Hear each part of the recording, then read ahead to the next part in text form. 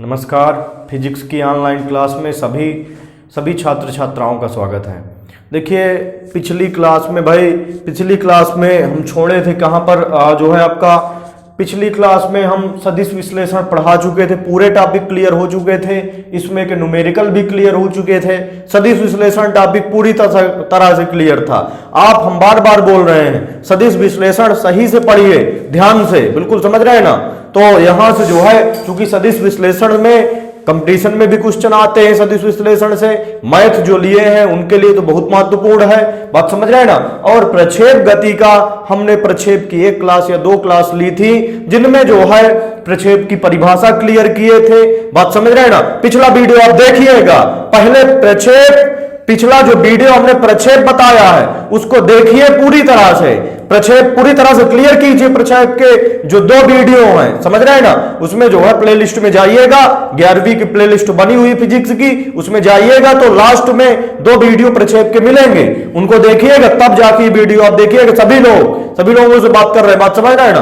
तो यहां से जो है प्रक्षेप का तब जाके ये वाला वीडियो आपका समझ में आएगा। तो देखिए इस क्लास में हम क्या बताएंगे भाई, इस क्लास में हमें पढ़ाना है, हमें क्या बताना है भाई, सिद्ध कीजिए कि प्रक्षेप का पथ परवलयाकार होता है। हमने पीछे ही बताया था कि प्रक्षेप का पथ, सिद्ध कीजिए कि प्रक्षेप का पथ परवलयाकार होता है। ये परीक्षा में आता है, कई बार पूछा जाता है, बात समझ रहे हैं ना। ये परीक्षा में भाई जो है, जो यूपी बोर्ड परीक्षा होती है उसमें 11वीं की परीक्षा में अर्धवार्षिक या वार्षिक हो, दोनों में आता है। तो देखिए इसको कैसे कहेंगे भाई, सिद्ध कीजिए कि प्रक्षेप का पथ परवलयाकार होता है। इसमें हमें चित्र बनाना है, पहले आप चित्र बनाना सीख लीजिए। तो चित्र देखिए कैसे बनेगा, सबसे पहले x अक्ष बनाएं और y अक्ष बनाएं। ये क्या हो गया आपका, x अक्ष हो गया और y अक्ष हो गया। चित्र बनाना हम सीखेंगे भाई, पहला नंबर काम चित्र बनाना, क्योंकि कोई भी डेरिवेशन यदि आपसे चित्र बन गया तो थ्योरी अपने आप बन जाएगी उसी डेरिवेशन से, बात समझ रहे हैं ना। तो यहां से देखिए x अक्ष हो गया और ये y अक्ष हो गया, यहां पर एक पिंड रखा है, तो कहेंगे क्या, यहां से जो है ये पिंड रखा है और ये क्षैतिज लाइन है, ये ऊर्ध्वाधर लाइन है। x अक्ष कौन सी लाइन हुई, क्षैतिज लाइन, और ये कौन सी हुई, ऊर्ध्वाधर लाइन। तो ये पिंड क्षैतिज से थीटा कोण बनाते हुए, कितना कोण बनाते हुए, थीटा कोण बनाते हुए ऊपर की ओर फेंका गया है और यहां पर ये जाके गिर गया है। तो यहां से इसकी महत्तम ऊंचाई h है, h को y मान सकते हैं या y को h मान सकते हैं। महत्तम ऊंचाई कितनी है, h है। और इसके बाद ये जो है महत्तम ऊंचाई, क्षैतिज दूरी महत्तम ऊंचाई इतनी है, h है, लेकिन ये क्षैतिज दूरी कितनी है, यहां तक x है, बात समझ रहे हैं ना। इतना चित्र बन जाएगा ना। सभी से क्या बनाना है, हमें x और y बनाना है। चित्र सीख लीजिए, बिल्कुल x और y अक्ष बनाना है और यहां पर क्या रखना है, पिंड रखना है। पिंड जो है, पिंड कितने कोण से, क्योंकि प्रक्षेप में, बिल्कुल ध्यान दीजिए, प्रक्षेप में जहां भी प्रक्षेप गति होगी वो क्षैतिज से कुछ कोण बनाते हुए ऊपर की ओर फेंकते हैं, तब जो है क्या बनता है, तब प्रक्षेप गति बनती है, बात समझ रहे हैं ना। जब किसी पिंड को क्षैतिज से कुछ कोण बनाते हुए ऊर्ध्वाधर ऊपर की तरफ फेंका जाता है तो पिंड जो है वक्राकार पथ में गति करती है, बात समझ रहे हैं। पिंड किस पथ में, वक्राकार पथ में गति करती है। पिंड की यह गति ही क्या कहलाती है, हमारी प्रक्षेप गति कहलाती है। देखिए परिभाषा बिल्कुल आसान है प्रक्षेप गति की। प्रक्षेप गति की परिभाषा क्या होगी, जब किसी पिंड को क्षैतिज से कुछ कोण बनाते हुए ऊपर की ओर फेंकते हैं तो पिंड जो है वक्राकार, ये वक्र बन रहा है, वक्राकार पथ में गति करती है, बात समझ रहे हैं ना। पिंड वक्राकार पथ में गति करती है, इसी गति को हम क्या कहते हैं, प्रक्षेप गति कहते हैं, बात समझ रहे हैं ना। तो देखिए अब चलते हैं, यहां से हमें आगे देखना है भाई। तो यहां से सिद्ध क्या करना है, सिद्ध कीजिए कि प्रक्षेप का पथ परवलयाकार होता है। तो इसमें चित्र कैसे बनाएंगे, सबसे पहले x अक्ष और y अक्ष बनाएंगे। इसमें फिर क्या बनाएंगे, पिंड यहां रखेंगे।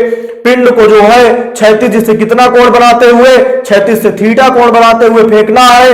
तो और इसके बाद ये जो है, ये पिंड की सबसे महत्तम ऊंचाई, सबसे अधिक ऊंचाई यहां तक पहुंचता है, फिर यहां से नीचे गिरने लगता है, बात समझ रहे हैं ना।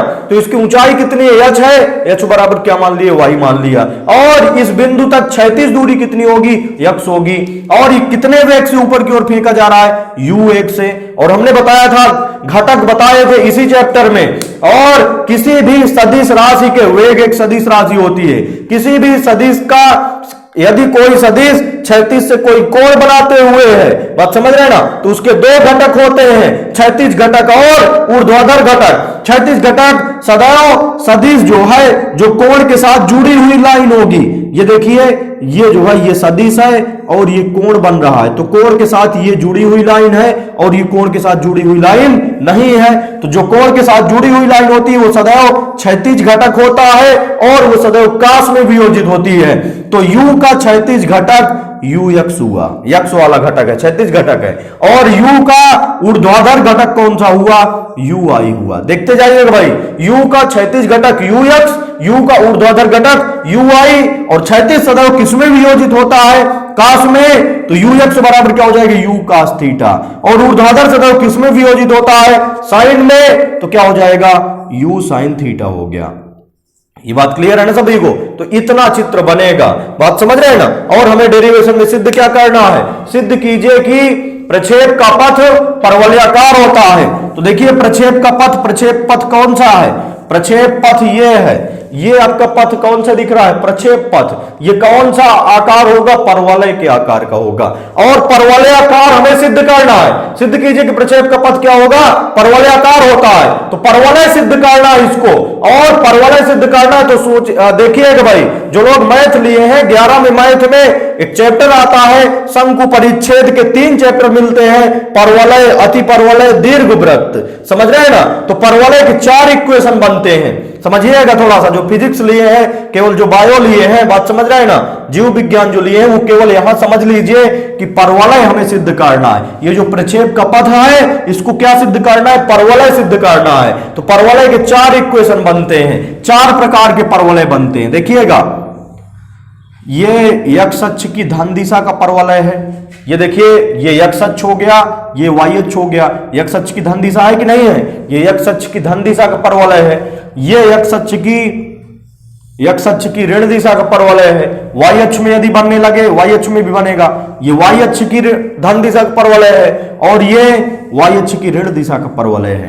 तो जो एक्स अक्ष की धन दिशा का परवलय है, इसका इक्वेशन होता है वाई स्क्वायर बराबर 4ax, और जो एक्स अक्ष की ऋण दिशा का परवलय है उसका इक्वेशन होता है वाई स्क्वायर बराबर -4ax। जो मैथ लिए हैं, बात समझ रहे हैं, उनको पढ़ने को मिलेगा, और जो मैथ नहीं लिए हैं वो केवल यहां समझ लेंगे, बात समझ रहे। चूंकि इसका उपयोग होगा भी तो समझना पड़ेगा आपको। तो यहां से, और जो वाई अक्ष की धन दिशा का परवलय है उसका इक्वेशन होता है एक्स बराबर एक्स स्क्वायर बराबर 4ay होता है, और वाई अक्ष की ऋण दिशा का परवलय एक्स स्क्वायर बराबर -4ay होता है। बात समझ रहे हैं ना। तो यदि ध्यान से समझिएगा, यदि x y की एक घात, यदि किसी इक्वेशन में, किसी समीकरण में, यदि किसी समीकरण में y में एक घात और x में 2 घात आ जाए, तो वो किस रूप का समीकरण होगा? वो परवलय का समीकरण होगा। बात समझ रहे हैं ना। वो समीकरण किसका होगा? परवलय का। तो देखिए यहां से, यदि किसी इक्वेशन में, यदि किसी समीकरण में y में एक घात दिख रही है, y की घात कितनी है? 1 है। यदि किसी समीकरण में y में एक घात और x में 2 घात हो, तो वह समीकरण परवलय का समीकरण कहलाएगा। बात समझ रहे हैं ना। और ये भी कह सकते हैं, यदि किसी समीकरण में y में 2 घात और x में 1 घात हो, तो वो समीकरण भी परवलय का समीकरण ही कहलाएगा। बात समझ रहे हैं ना। तो हमें इसको जो है, इसको हल करके, बात समझ रहे हैं, इसमें डेरिवेशन निकालना क्या है? निकालना एक ऐसा समीकरण लाना है। बात समझ रहे हैं ना। परवलयाकार तब सिद्ध होगा, ये परवलय कब सिद्ध होगा? एक ऐसा समीकरण लाना है जिसमें क्या हो? y में 1 घात हो और x में क्या हो? 2 घात हो। बिल्कुल समझ लीजिएगा, ऐसा समीकरण लाना है। इसको जो है डेरिवेशन को हम ऐसे करेंगे जिसमें ऐसा समीकरण हो जिसमें y में 1 घात और x में 2 घात हो, y की 1 घात और x की 2 घात हो, तो वह समीकरण क्या कहलाएगा? परवलय का समीकरण कहलाएगा। बात समझ रहे हैं ना। और बना हुआ पथ क्या कहलाएगा? परवलय पथ कहलाएगा। बात समझ रहे हैं। परवलय 4 प्रकार के बनते हैं, बिल्कुल समझ लीजिएगा। परवलय 4 प्रकार के होते हैं। एक्स अक्ष की धन दिशा परवलय, एक्स अक्ष की ऋण दिशा परवलय, वाई अक्ष की धन दिशा परवलय, वाई अक्ष की ऋण दिशा परवलय, और चारों का इक्वेशन हमने लिख दिया है। बात समझ रहे हैं ना। तो इसमें एक्चुअली में हमें सिद्ध क्या करना है, इसमें सिद्ध करना है कि सिद्ध कीजिए कि ये जो पथ है ये परवलयाकार है, परवलय सिद्ध करना है, मतलब एक ऐसा समीकरण लाना है जिसमें y में एक घात और x में दो घात हो। तो चलिए देखिएगा यहां से सभी लोग ध्यान देंगे भाई। तो यहां से इसमें थोड़ा सा थ्योरी नोट कर लें, इसके बाद आगे बढ़ेंगे। जिस प्रकार चित्र कह रहा है उसी प्रकार थ्योरी लिखना है। सबसे पहले यहां से पिंड रखा हुआ है, माना कि कोई पिंड, जिस प्रकार चित्र है उसी प्रकार थ्योरी लिखना, बिल्कुल अलग थ्योरी कुछ नहीं लिखना है। माना कि कोई पिंड, इसीलिए कहते हैं चित्र, आप याद रखिए बस। माना कि कोई पिंड x अक्ष की धन दिशा से, माना कि कोई पिंड x अक्ष की, माना कि कोई पिंड x अक्ष की धन दिशा से, x अक्ष की धन दिशा से थीटा कोण बनाते हुए, x अक्ष की धन दिशा से थीटा कोण बनाते हुए, थीटा कोण बनाते हुए u वेग से ऊपर की ओर फेंका गया है, ऊपर की ओर फेंका गया है।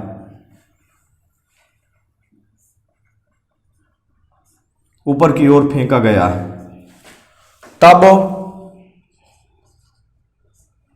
तब वेग u का, वेग u के दो घटक होंगे, वेग u के दो घटक होंगे, दो घटक होंगे। पहला घटक कौन सा, वेग u के कौन सा घटक होंगे भाई, वेग u के दो घटक, वेग u का ऊर्ध्वाधर घटक और क्षैतिज घटक। क्षैतिज घटक सदैव कोण के साथ जो जुड़ी हुई लाइन है क्षैतिज में, और सदैव जो कोण के साथ जुड़ी हुई लाइन नहीं है वो ऊर्ध्वाधर घटक होगी। तो क्षैतिज घटक सदैव काश में और ऊर्ध्वाधर घटक सदैव साइन में वियोजित होती है। तो क्षैतिज घटक पहला नंबर कौन सा क्षैतिज घटक होगा, क्षैतिज घटक u के दो घटक होंगे, क्षैतिज घटक ux होगा और ऊर्ध्वाधर घटक कौन सा होगा भाई, ui होगा। और क्षैतिज घटक सदैव किस में वियोजित होता है, काश में। तो ux बराबर क्या हो जाएगी, u cos थीटा। और ऊर्ध्वाधर घटक सदैव किस में वियोजित होता है, ध्यान रखिए, साइन में। तो ui बराबर क्या हो जाएगा, u sin थीटा। बिल्कुल ध्यान रखिए भाई। यहां से देखिए इतनी थ्योरी पर्याप्त है। अब डेरिवेशन आगे बढ़ेंगे यहां से। माना कि कोई कोण, देखिएगा, माना कि कोई कोण क्षैतिज से थीटा कोण बनाते हुए u वेग से ऊपर की ओर फेंका गया, साफ साफ दिख रहा है। माना कि कोई पिंड, कोई कोण नहीं सॉरी, कोई पिंड, माना कि कोई पिंड क्षैतिज से थीटा कोण बनाते हुए, माना कि कोई पिंड क्षैतिज से थीटा कोण बनाते हुए u वेग से ऊपर की ओर फेंका गया है। बात समझ रहे हैं ना, बिल्कुल ध्यान से देखते रहिए इसको। माना कि कोई पिंड क्षैतिज से थीटा कोण बनाते हुए u वेग से ऊपर की ओर क्या किया गया, फेंका गया। माना कि कोई पिंड क्षैतिज से थीटा कोण बनाते हुए u वेग से ऊपर की ओर फेंका गया है। तब वेग u के दो घटक होंगे। तब वेग u के कितने घटक होंगे भाई, दो घटक होंगे। पहला क्षैतिज घटक ux और दूसरा ऊर्ध्वाधर घटक ui। बात समझ रहे हैं ना। तो ux बराबर u cos थीटा और ui बराबर क्या हो जाएगा, u sin थीटा। अब देखिए यहां से हमारे पास बनेगी आगे कंडीशन। तो देखिए इसमें थोड़ा सा थ्योरी और लिखेंगे भाई। देखिए यहां से जो ये पिंड है ये t समय में अपने जो है सबसे महत्तम ऊंचाई तक पहुंच जाता है, t समय में महत्तम ऊंचाई तक पहुंचता है। और क्षैतिज दूरी कितना, चूंकि जब इधर चलेगा तो ये ऊंचाई भी तय करेगा और क्षैतिज दूरी भी तय करेगा। समझ रहे हैं, जैसे कोई पिंड यहां से हमारे पास ऐसे यदि चले तो ये ऊंचाई दूरी भी बढ़ रहा है। बात समझ रहे हैं ना, ऊंचाई की दूरी भी तय कर रहा है। जैसे पहले यहां से इसकी ऊंचाई कितनी है, मान लीजिए h1 है, फिर यहां से हो गई h2 हो गई, फिर यहां से h3 हो गई, और यहां से महत्तम ऊंचाई मान लीजिए यहां पर पहुंच रहा है तो ये क्या हो जाएगी, h4 हो जाएगी। तो ये जो है महत्तम ऊंचाई t समय में महत्तम ऊंचाई y तक पहुंच जाता है। और क्षैतिज भी बढ़ रहा है, जैसे जैसे आगे बढ़ रहा है तो ये क्षैतिज दूरी x तय कर रहा है। तो यहां से लिखेंगे, अगली जो स्थिति लिखी जाएगी देखेंगे भाई, बिल्कुल क्रम से इसको ध्यान रखेंगे। माना कि टी समय में, स्मॉल टी समय में, माना कि स्मॉल टी समय में पिंड अपने महत्तम ऊंचाई, महत्तम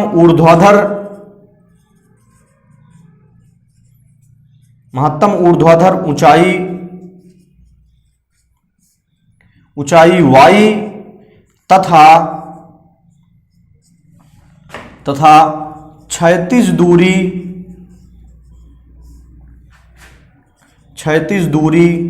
x तय कर लेता है। तो देखिएगा, इसको जो है ध्यान से समझिएगा, इतनी थ्योरी लिखना है। ये थ्योरी बिल्कुल आपको याद हो जाए, हम कह रहे हैं बिल्कुल याद हो जाए चित्र के सहारे, बात समझ रहे हैं, चित्र के सहारे थ्योरी याद हो जाए। देखिए शुरुआत से क्या बोलेंगे, जो शुरुआत से बोलना है हमें, यदि इतनी थ्योरी आपको क्लियर है तभी डेरिवेशन में आगे बढ़ेंगे। तो देखिए थ्योरी क्या लिखना है, माना कि कोई पिंड क्षैतिज से थीटा कोण बनाते हुए u वेग से ऊपर की ओर फेंका गया है। माना कि कोई पिंड क्षैतिज से थीटा कोण बनाते हुए u वेग से ऊपर की ओर फेंका गया है, तब वेग u के दो घटक होंगे। बात समझ रहे हैं ना, वेग u के दो घटक होंगे, पहला क्षैतिज घटक ux और दूसरा ऊर्ध्वाधर घटक uy। ux क्षैतिज घटक सदैव किसमें, काश में विभाजित होगा तो u cos थीटा, और ऊर्ध्वाधर घटक सदैव साइन में तो uy बराबर u sin थीटा। तथा माना कि, यहां से लिखेंगे, तथा माना कि स्मॉल टी समय में पिंड अपने महत्तम ऊंचाई या अधिकतम ऊंचाई y और क्षैतिज दूरी x तय कर लेता है।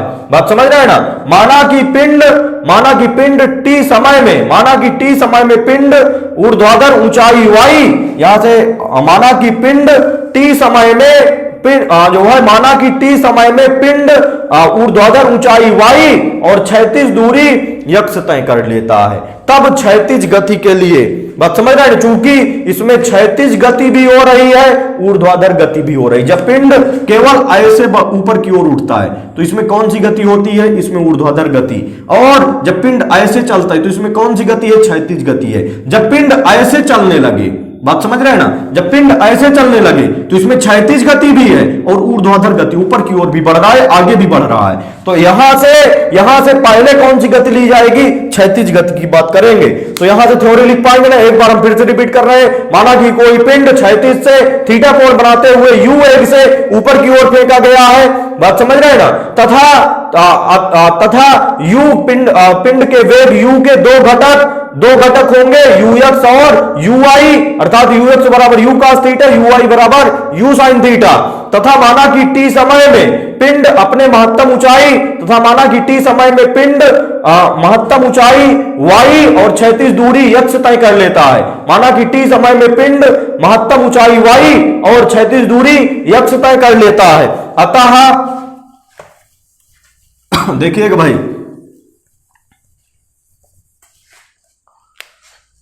अतः पिंड की क्षैतिज गति के लिए,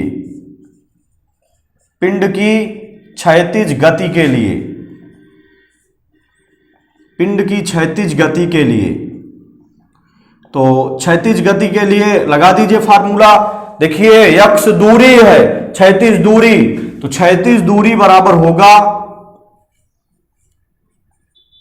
क्षैतिज दूरी बराबर क्या होता है, चाल गुणे समय, या दूरी बराबर यहां से चाल गुणे क्या कह सकते हैं, समय। तो क्षैतिज की कंडीशन ले रहे हैं, क्षैतिज गति की कंडीशन ले रहे हैं, तो दूरी बराबर चाल गुणे समय। तो कौन सी चाल होगी, क्षैतिज चाल, क्योंकि दो चालें हैं, यहां से क्षैतिज वेग या क्षैतिज चाल ux और ऊर्ध्वाधर वेग या ऊर्ध्वाधर चाल uy है। तो यहां से क्षैतिज दूरी, क्षैतिज गति की बात कर रहे हैं, क्योंकि ये इस प्रकार जब पिंड का चलता है तो ये क्षैतिज गति भी चलता है, ऊर्ध्वाधर गति भी करता है। तो यहां से क्षैतिज गति की बात कर रहे हैं केवल। तो क्षैतिज गति के लिए दूरी बराबर क्या होता है, एक्चुअली में दूरी बराबर चाल गुणे समय होता है। क्या होता है, चाल गुणे समय। चूंकि हम बात कर रहे हैं क्षैतिज की, इसलिए क्षैतिज दूरी बराबर क्षैतिज चाल, और गुणे में क्या हो जाएगा समय। तो क्षैतिज दूरी कितनी है, क्षैतिज दूरी x दिख रही है और बराबर क्षैतिज चाल ux दिख रही है। तो यहां से ux बराबर कितना दिया है, या ux ही रख लो पहले नंबर में, क्षैतिज चाल ux और गुणे में समय कितना लगता है, क्षैतिज चाल तय करने में t समय लगता है। बात समझ रहे हैं ना। तो यहां से जो है देखिए x बराबर ux इंटू टी हो गया, ux गुणे में इसको इधर ले आओ तो x अपान ux बराबर क्या हो गया, क्या बचा यहां से, केवल t बचा। अब देखिए यहां से ux की वैल्यू रख दीजिए, तो यहां से ux की वैल्यू रखेंगे तो कितना बनेगा हमारे पास, x अपान ux का मान कितना है भाई, ux का मान u cos थीटा है तो u cos थीटा हो गया, बराबर में क्या हो गया, t हो गया। ये इसकी जरूरत पड़ेगी, इसको लिख लीजिए, t बराबर कितना निकल आया है, t बराबर x अपान u cos थीटा निकला, इसको नोट किए रहेंगे भाई। बात समझ रहे हैं ना। अब चलिए आगे देखते हैं, यहां से t का मान हमारे पास बन गया। अब यहां से देखिएगा भाई, ऊर्ध्वाधर, अभी तक क्षैतिज गति की बात कर रहे हैं, अब ऊर्ध्वाधर गति की बात करिए, दोनों गति लगाना है इसमें। क्षैतिज गति की बात किए हैं तो t का मान निकला है। अब ऊर्ध्वाधर गति की बात करेंगे, यहां से ऊर्ध्वाधर गति के लिए, ऊर्ध्वाधर गति के लिए गति के द्वितीय समीकरण से, गति के द्वितीय समीकरण से, ऊर्ध्वाधर गति के लिए गति के द्वितीय समीकरण से। तो गति का द्वितीय समीकरण क्या होता है भाई, गति का द्वितीय समीकरण होता है, देखिए पिंड ऊपर की तरफ बढ़ रहा है, समझ रहे हैं ना। यदि ऊपर से नीचे फेंका जाता, ऊपर से नीचे फेंका जाता, यदि यहां से खड़े होकर हम ऐसे फेंकते, इधर की तरफ फेंक देते, तब भी परवलयाकारी गति करता। तो जब यदि पिंड ऊपर से नीचे आ रहा हो तो h बराबर ut plus half gt square होता है। यदि पिंड नीचे से ऊपर जा रहा हो तो गति का द्वितीय समीकरण क्या होता है, गुरुत्वाधीन गति का द्वितीय समीकरण पढ़ाए हैं, समझ रहे हैं ना, प्ले लिस्ट में जाके देखिए वीडियो मिलेगा। तो यहां से गुरुत्वाधीन गति का द्वितीय समीकरण नीचे से ऊपर जा रहा है तो h बराबर क्या हो जाएगा, ut और माइनस हाफ gt स्क्वायर। अब देखिए ये किस बात गति की बात हुई है, ऊर्ध्वाधर गति की बात हुई है, तो वेग कौन सा आएगा, ऊर्ध्वाधर वेग आएगा। बात समझ रहे हैं ना, वेग कौन सा होगा, ऊर्ध्वाधर गति की बात कर रहे हैं तो ऊर्ध्वाधर वेग होगा। ऊर्ध्वाधर वेग, क्षैतिज वेग इतना है, ऊर्ध्वाधर वेग ये देखिए u आई है, क्षैतिज वेग ux है, ऊर्ध्वाधर वेग u के स्थान पर क्या हो जाएगी, यहां से ui हो जाएगा। ये बात क्लियर है ना सभी को, क्योंकि किस गति की बात कर रहे हैं हम, किस गति की बात कर रहे हैं, ऊर्ध्वाधर गति के लिए गति का द्वितीय समीकरण। तो गति का द्वितीय समीकरण होता क्या है भाई, पिंड ऊपर की तरफ जा रहा है तो h बराबर ut minus half gt square. अब यहां से u कौन सा होगा, क्योंकि ऊर्ध्वाधर गति है इसलिए क्षैतिज वेग ux और ऊर्ध्वाधर वेग ui, तो u के स्थान पर ui हो गया। चलिए अब t का मान उठा के यहां पर रख दीजिए, ये समीकरण 1 हुआ था मान लीजिए, समीकरण 1 से t का मान रखने पर, तो यहां से देखिएगा भाई, समीकरण 1 से t का मान रखने पर, समीकरण 1 से t का मान रखने पर, समीकरण 1 से t का मान रखने पर, तो रख दीजिए समीकरण 1 से t का मान। तो यहां से क्या रखा, इक्वेशन रखा h बराबर ui का मान कितना है, देखिए ui का मान है u साइन थीटा, ui का मान क्या है, u साइन थीटा, और इनटू में कितना है, ui का मान कितना दिया, u sine theta, into t का मान कितना है, t का मान है x अपान u cos थीटा, x अपान क्या दिया, u cos थीटा, और minus half g into t का मान देखिए, t का मान क्या है यहां से, x अपान u cos थीटा। देखते चलिए भाई, यहां से 1/2 g, ये क्या रखा हुआ है हमारे पास, 1/2 रखा है, और इसके बाद g और इनटू में t स्क्वायर, तो t का मान कितना, x अपान u cos थीटा स्क्वायर लगा है, तो क्या लगा दीजिए, स्क्वायर लगा दीजिए। अब देखिए यहां से ये जो है h नहीं, सॉरी, h के स्थान पर यहां पर कितना है, h के स्थान पर y है, तो ये गड़बड़ी ना कीजिएगा, नहीं इक्वेशन गलत आने लगे। बात समझ रहे हैं ना, h के स्थान पर क्या रखा है यहां पर, y, तो h बराबर y भी रख दीजिए। h बराबर क्या रखेंगे, एक्चुअली में होता है इक्वेशन, गति का द्वितीय समीकरण क्या होता है, h बराबर ut minus half gt square. u के स्थान पर क्या होगा, ये ऊर्ध्वाधर गति की बात कर रहे हैं इसलिए ऊर्ध्वाधर वेग ui आ गया, ऊर्ध्वाधर गति की बात कर रहे हैं, इसलिए u के स्थान पर, वेग के स्थान पर, प्रारंभिक वेग के स्थान पर ऊर्ध्वाधर प्रारंभिक वेग ui होगा, और h के स्थान पर ऊंचाई h को क्या माने y, तो h के स्थान पर क्या हो गया, y हो गया। अब इस इक्वेशन में आगे थोड़ा सा बढ़ेंगे, देखिएगा यहां से जो है आगे होगा y बराबर क्या हो जाएगा, u से u क्या हो गया, कैंसिल हो गया, साइन थीटा बटे में क्या दिख रहा है, कास थीटा। तो यहां से जो है यक्स को हम पहले रख सकते हैं, चूंकि गुणा है, गुणा में क्रम विनिमय लागू हो जाता है, क्रम बदला जा सकता है, तो यक्स हम पहले रख सकते, क्रम बदल सकते हैं, तो यक्स पहले रख लिया, साइन थीटा बाद में रख लो, तो साइन थीटा बटे में क्या हो जाएगा, कास थीटा हो गया, और माइनस यहां से 1/2 और g और अंश का वर्ग बटे हर का वर्ग कीजिए, तो अंश में x दिख रहा है, x का वर्ग x स्क्वायर बटे में हर का वर्ग u का वर्ग u स्क्वायर, और क्या हो जाएगा यहां से cos square theta, u square cos square theta. तो देखिए यहां से y इज इक्वल टू बनेगा x साइन थीटा बटे कास थीटा, कितना हुआ टेन थीटा, तो इसको क्या कह सकते हैं x इंटू टेन थीटा, और माइनस यहां से हो जाएगा हमारे पास 1/2, तो इसको कह सकते हैं g इंटू जी अपान में कह लीजिए, इसको जो है पहले रख लीजिए।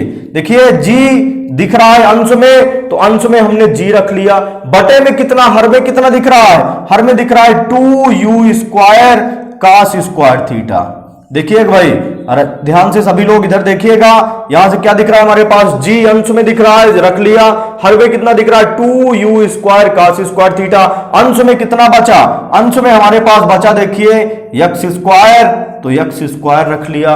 तो यहां से ये इक्वेशन दिख रहा है ना सभी को, हमने पहले ही बताया था कि परवलय के समीकरण कब होगा, यदि x में 2 घात और y में 1 घात, चूंकि जो है परवलय के 4 समीकरण थे, y स्क्वायर बराबर 4ax, y square minus 4ax, x square बराबर 4ay और x स्क्वायर बराबर माइनस 4ay, तो x स्क्वायर बराबर 4ax और x स्क्वायर बराबर माइनस 4ay, बात समझ रहे हैं ना। तो यदि x में 2 घात, बात समझ रहे हैं, x में 2 घात और y में 1 घात हो किसी समीकरण में, तो यहां से लिखेंगे चूंकि उपर्युक्त समीकरण में, उपर्युक्त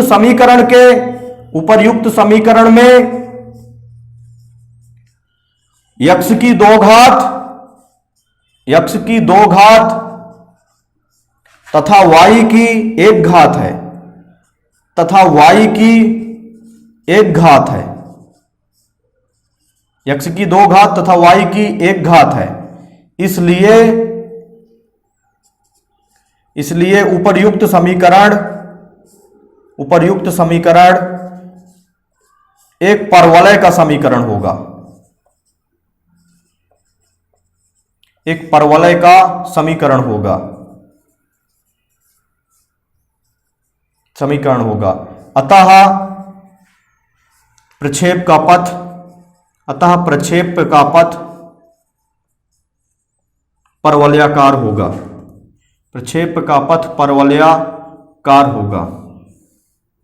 महत्वपूर्ण डेरिवेशन से है भाई, इसको आप बिल्कुल ध्यान से 2 बार 3 बार, सभी लोग समझ रहे हैं ना, इसको 2 बार 3 बार, और इस जो है इस फार्मूले का सवालों में कभी कभार यूज होता है, 1-2 सवालों में, 3 सवाल महत्वपूर्ण सवालों में यूज भी होता है, तो इसको ध्यान रखिए। ये x में 2 घात और y में 1 घात, उपर्युक्त समीकरण में, चूंकि उपर्युक्त समीकरण में x की 2 घात y की 1 घात है, इसलिए दिया गया समीकरण एक परवलय का समीकरण होगा, इसलिए उपर्युक्त समीकरण क्या होगा, एक परवलय का समीकरण होगा, अतः प्रक्षेप का पथ क्या होगा, परवलयाकार होगा। हमने पहले ही बताया था कि परवलयाकार सिद्ध करना है, मतलब एक ऐसा समीकरण लाना है जो है इसकी सहायता से, बात समझ रहे हैं, इस चित्र की सहायता से, इस परवलय, इस पथ की सहायता से एक ऐसा समीकरण लाना है जिसमें x में 2 घात और y में 1 घात हो, तो वह समीकरण क्या होगा, परवलय का समीकरण होगा, और वह पथ क्या होगा, हमारे पास